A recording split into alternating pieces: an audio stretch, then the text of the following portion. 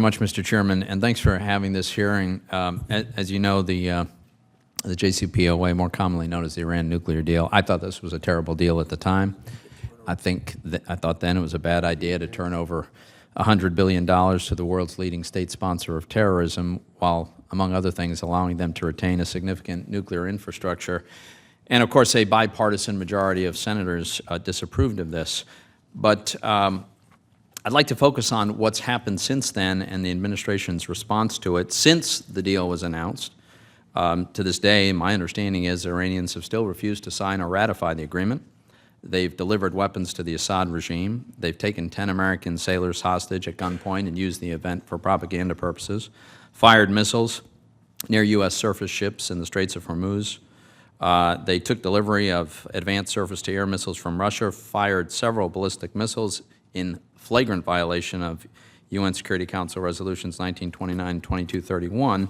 And despite all of this bad behavior post-JCPOA conclusion, it seems to me the administration is nevertheless conferring more benefits upon the Iranians than the JCPOA even requires.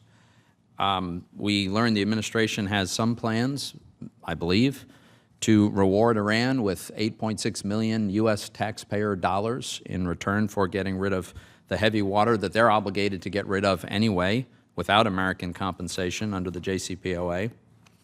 And despite laws that prohibit Iran from having access to U.S. banking, we hear that the Treasury explores loopholes that could permit them, notwithstanding the prohibition, I understand, on the U-turn transactions. We have Secretary Kerry actively lobbying banks in Europe to do business with Iran.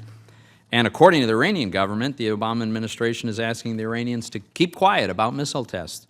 Now, it seems, the way it looks to me, is the administration has taken it upon itself to be responsible for the reintegration of the Iranian economy with the global economy.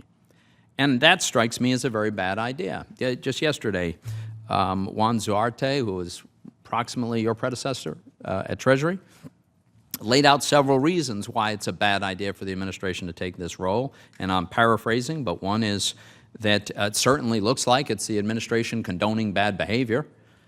Secondly, it creates a dual standard. On the one hand, we're fining European banks and U.S. banks for engaging in questionable transactions with entities including Iran and others, but yet here we are encouraging those very same banks to do this business with Iranian banks.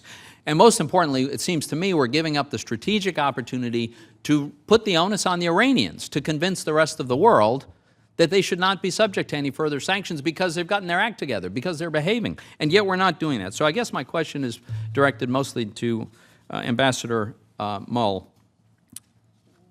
Why does it seem that the administration has appointed itself as the party responsible for Iran's reintegration into the world economy, despite the fact that the JCPOA doesn't require that? Senator, thanks very much for your question. With respect, I wouldn't agree that we have appointed ourselves in that role.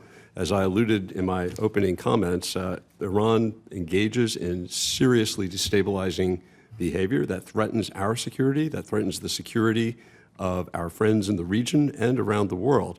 However, as a result of this deal, Iran is not able to perform those threatening activities with the credible threat of a nuclear weapon to back it up. So while we confront Iranian behavior on all of these issues, whether it's on missiles, whether it's on regional destabilization activities, its support for the Houthis in Yemen and elsewhere, we can feel more comfortable that Iran doesn't have nuclear weapons to back that up. I get that, but just so I understand, is it the policy of the administration to pay Iran for the heavy water?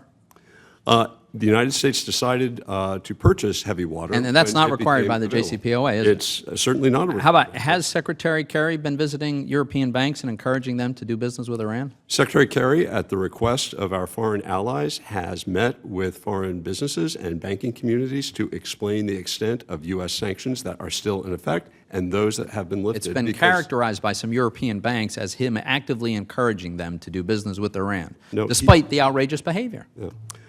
Sir, I actually participated with Secretary Kerry in one of those meetings. He was not doing that at all. He was explaining and making clear what the impact of U.S. commitments under this deal were.